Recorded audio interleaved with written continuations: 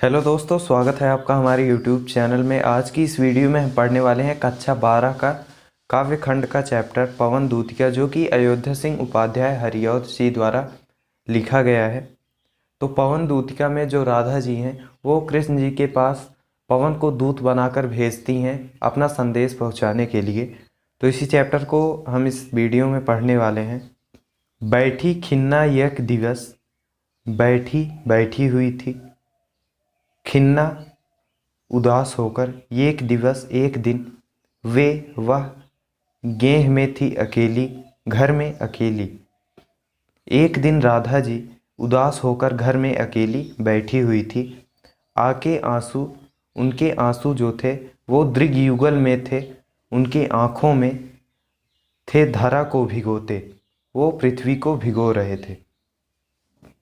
आई धीरे इस सदन में, उसी क्षण आई धीरे धीरे से इस सदन में आई, उसी क्षण उस घर में धीरे से पुष्प सदगंधों को लेकर प्रातः वाली सुपवन, सुपवन सुंदर पवन, प्रातः वाली सुगंधित पवन पुष्प सदगंधों को लेकर उसी समय घर में आई, इसी काल वातायनों से, खिड़कियों से। संतापों का विपुल बढ़ता देख दुखता हो।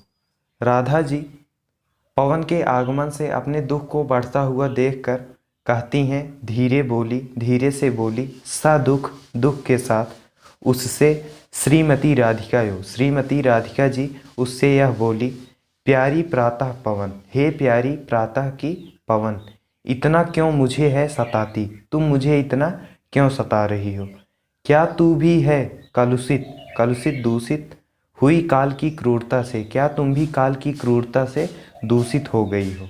मेरे प्यारे नव जलद से कंज से नेत्र वाले, मेरे प्रिय नव जलद, नए मेघ नए बादल के समान, कंज से कमल के समान, नेत्र वाले नेत्रों वाले, जा करके आए न मधुवन, मथुरा जा करके अभी तक नहीं लौटे हैं, और न भेजा संदेशा, और न ही कोई संदेशा भेजे हैं।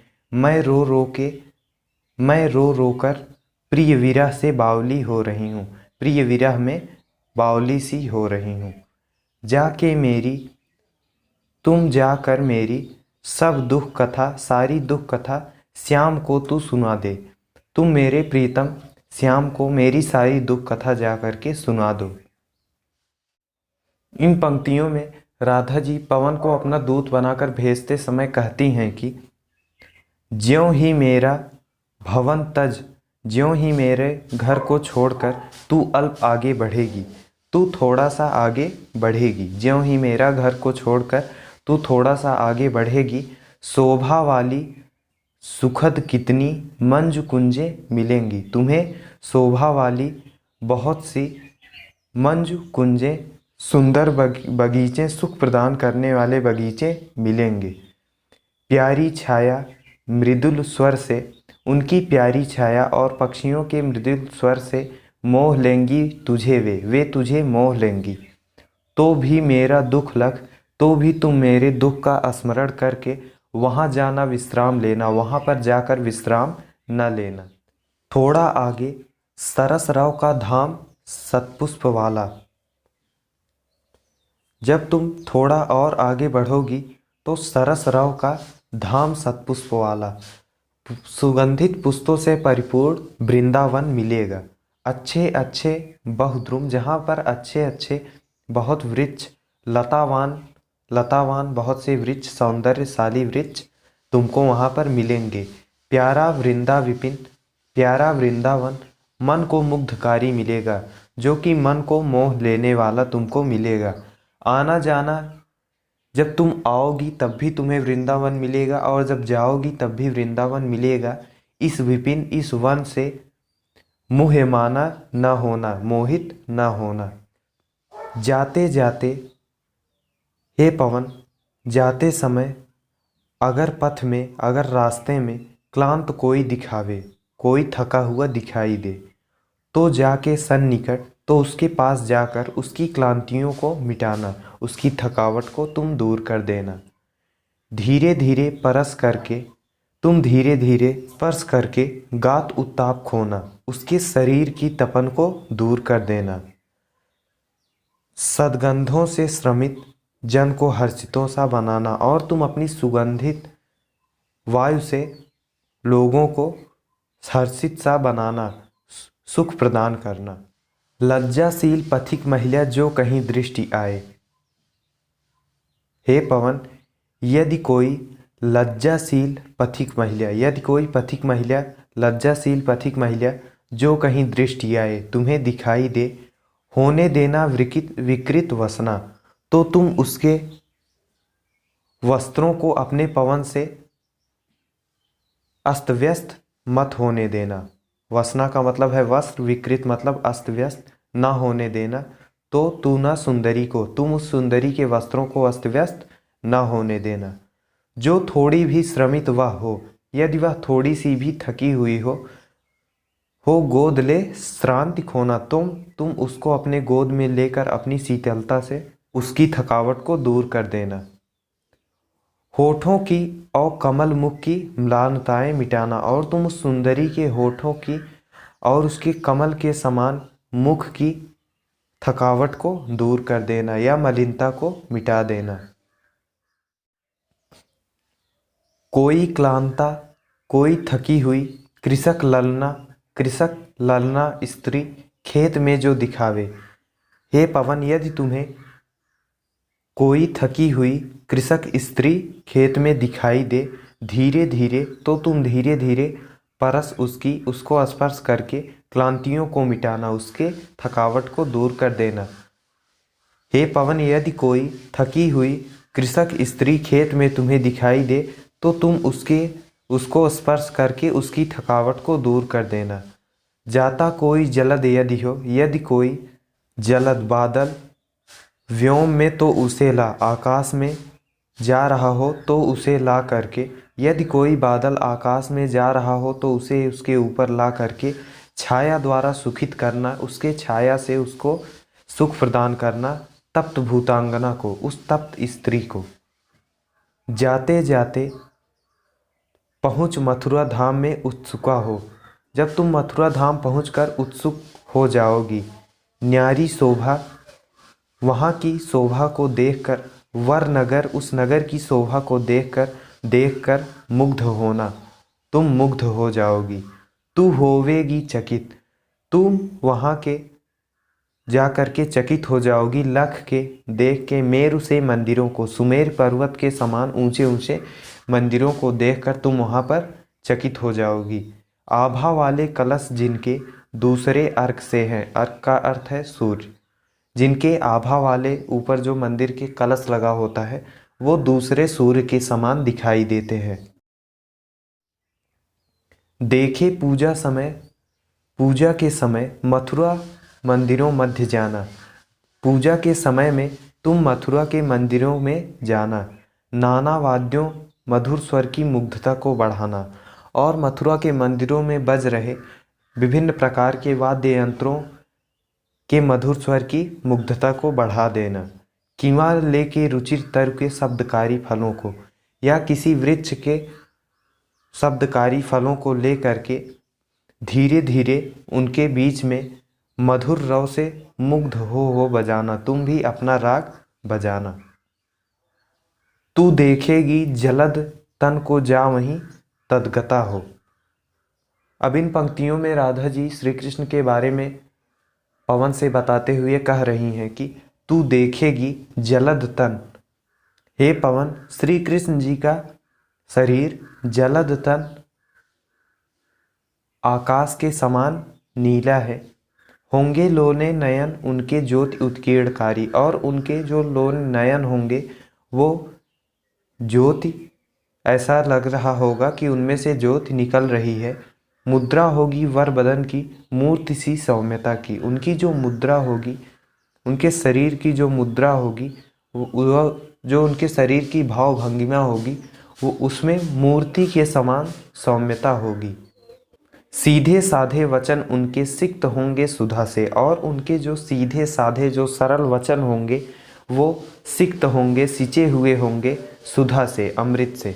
उनके सीधे साधे वचन अमृत से सिंचे हुए होंगे। राधा जी कृष्ण का वर्णन करते हुए कहती हैं कि नीले फूले कमल दल सी गात की श्यामता है, कि श्री कृष्ण का जो शरीर है, उनके शरीर की जो श्यामता है वह नीले फूले कमल, नीले खिले हुए कमल दल की तरह है। पीला वस्त्र, पीला प्यारा वसन वस्त्र कटी में, कमर में पहनते हैं फबीला, और वो अपने कमर में प्यारा पीला वस्त्र पहने रहते हैं। छूटी काली अलख मुख की कांति को है बढ़ाती, और उनके मुख पर लटकती हुई उनके काले बाल उनके मुख के कांति को बढ़ा देते हैं। सद्वस्त्रों में नवल तन की फूटती सी प्रभा है, और सुंदर वस्त्रों में उनका शरीर, उनके शरीर से प्रभा सी फूटती रहती है। सांचे ढाला सकल वपु है दिव्य सौंदर्यशाली, श्री कृष्ण जी का शरीर सांचे में ढले हुए के समान है, सकल वपु है दिव्य सौंदर्यशाली। श्री कृष्ण जी का शरीर सांचे में ढले हुए के समान दिव्य और सौंदर्यशाली है। सत्पुष्पों सी सुगंधित पुष्पों की तरह सुरभि सुगंध उसकी प्राण संपोषिका है। उनके शरीर से निकलने वाली सुगंधित पुष्पों के समान निकलने वाली सुगंध प्राण को पोषित करने वाली है। दोनों कंधे, श्री कृष्ण जी के दोनों कंधे वृषभ, वृषभ मतलब सांड, सांड के समान वृषभ से हैं, बड़े सजीले, बड़े ही बलिष्ठ हैं। लंबी बाहें, उनकी लंबी बाहें कलह कर सी हाथी के सूंड के समान शक्ति की पेटिका है, हाथी के सूंड के समान शक्ति का पिटारा है। इन पंक्तियों में राधा जी पवन से कहती हैं कि श्री कृष्ण जी का राजाओं सा सिर पर लसा दिव्य आपीड़ होगा। श्री कृष्ण जी के सिर पर राजाओं के समान दिव्य मुकुट होगा। शोभा होगी उभय श्रुति में स्वर्ण के कुंडलों की, और उनके कानों में सोने के कुंडल सुशोभित हो रहे होंगे। नाना रत्नाकलित भुज में, और वो अपने हाथों में, भुजाओं में नाना रत्नाकलित विभिन्न प्रकार के रत्नों से मंजु केयूर होंगे, सुंदर केयूर पहने हुए होंगे।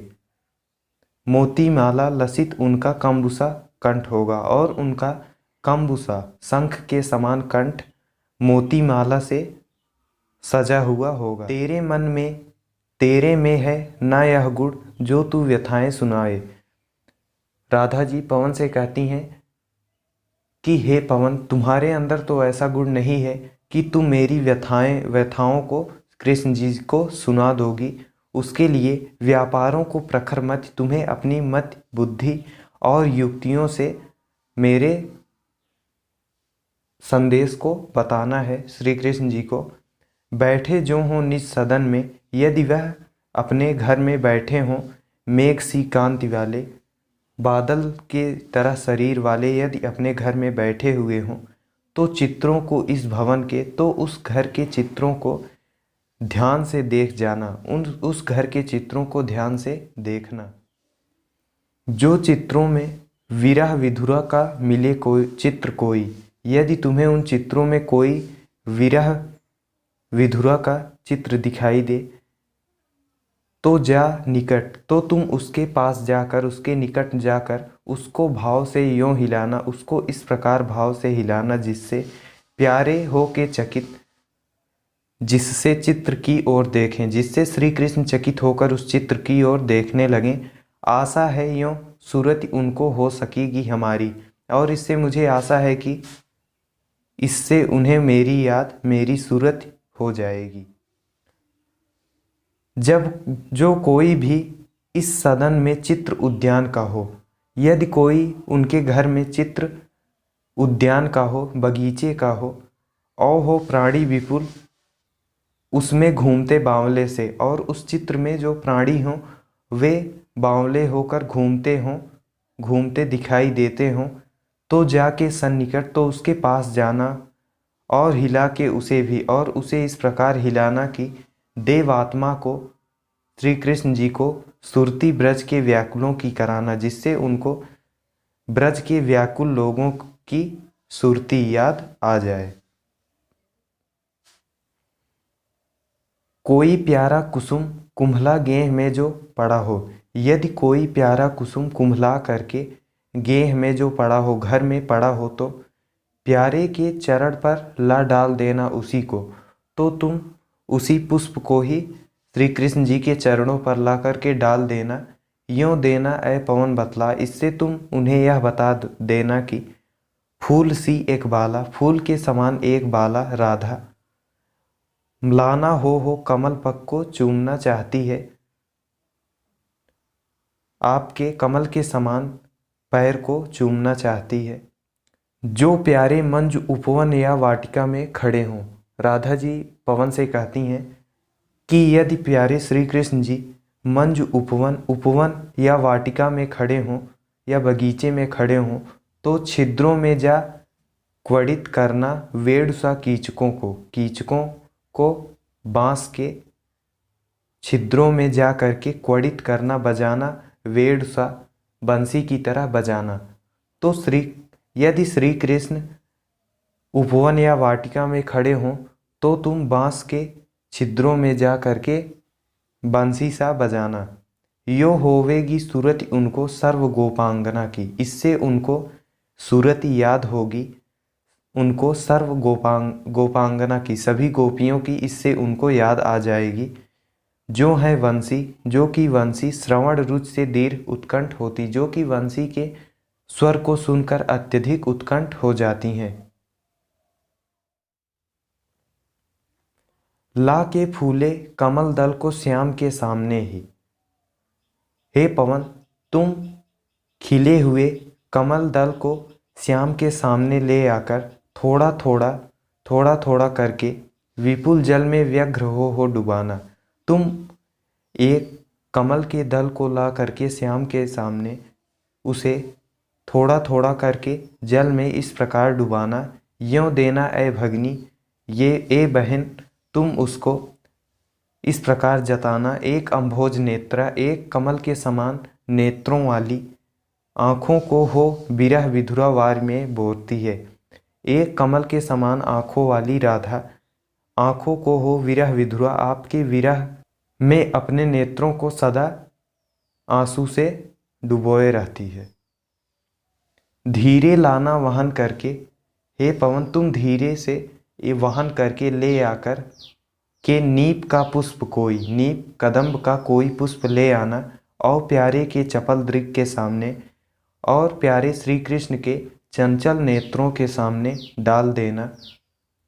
ऐसे देना प्रकट दिखला, इस प्रकार तुम उन्हें यह प्रकट करवाना कि नित्य आशंकिता हो कि राधा उनसे दूर रहकर हमेशा आशंकित रहती है, कैसी होती विरहवश, और मैं कैसे उनसे विरह हो करके मैं नित्य रोमांचिता हूँ और उनको कभी कभी याद करके रोमांचित भी हो जाती हूँ।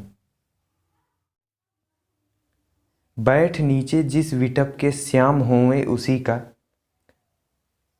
कृष्ण जी जिस विटप के, जिस वृक्ष की नीचे बैठे रहेंगे, उसी वृक्ष का कोई पत्ता निकट उनके नेत्र के ले हिलाना, उसी वृक्ष का कोई पत्ता उनके पास ले जाकर के हिलाना। यों प्यारे को विदित करना। इस प्रकार तुम प्यारे श्री कृष्ण को यह बता देना कि उनकी चातुरी से दिखाना, उनको चतुराई से इस प्रकार दिखाना कि मेरे चिंता विजित चित्त का क्लांत हो काँप जाना, कि इसी पत्ते के समान मेरे भी हृदय पर चिंता ने विजय प्राप्त कर लिया है और मैं भी इसी तरह दुखी होकर काँप जाती हूँ। सूखी जाती मलिन लतिका, राधा जी पवन से कहती हैं कि यदि कोई सूखी जाती मलिन लतिका, यदि कोई लता पेड़ में सूखी जा रही हो, जो धरा में पड़ी हो, जो पृथ्वी पर गिर गई हो, तो पाँव के निकट उसको, तो तुम उसको पाँव के निकट ले आकर श्याम के ला गिराना, श्याम के पाँव के निकट ले आकर गिरा देना।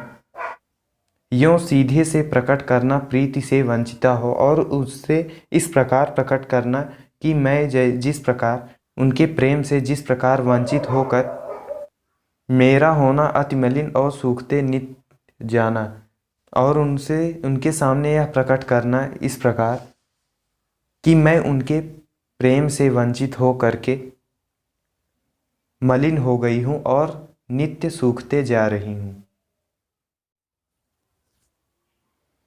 कोई पत्ता नवल तरु का, यदि कोई पत्ता नए वृक्ष का पीत जो हो रहा हो, पीला पड़ रहा हो, तो प्यारे के दृग युगल के सामने, तो प्यारे श्री कृष्ण के नेत्रों के सामने ला उसे लेकर आना, धीरे धीरे संभल रखना और उन्हें यो बताना और उसे धीरे से संभाल कर रखना और इस प्रकार यह बताना कि पीला होना प्रबल दुख से प्रेषिता सा हमारा, कि मैं भी उनसे दूर रहकर उसके दुख के कारण पीली होती जा रही हूँ।